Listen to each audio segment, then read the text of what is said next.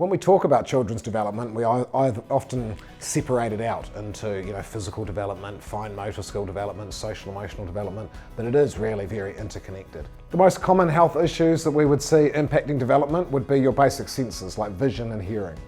It's not surprising really, because that's the primary way that the child is interacting with the world. So that's how they're gathering their data. And in the early years, that's especially important as the child is sort of working out what sort of brain they need for the rest of their life. The way they assess that environment is through vision and hearing. I think the signs and the symptoms parents should look out for is generally a regression in anything the child does. If they used to be able to do things to a certain level and it seems to have moved backwards, that's a sign that there's probably something up. With hearing, the most common one is seeing their balance go out of sorts. So if you suddenly find yourself saying, goodness me, you've got clumsy lately, that should be an alarm bell to go, oh, I need to get the ears checked then, because hearing and balance are so closely interconnected.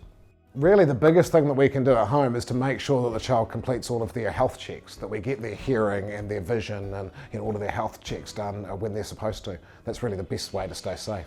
You're not necessarily going to pick up on all of those things as a parent. We sort of think we're going to, but we don't always. So the safest and most effective way is to make sure their health checks are completed.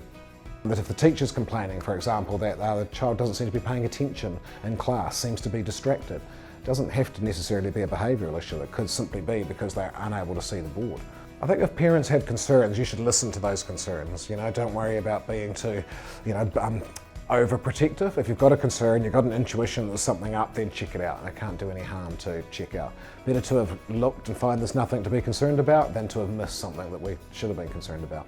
So yeah, just follow your intuition, follow those health checks. If you've got a concern, go to the doctor.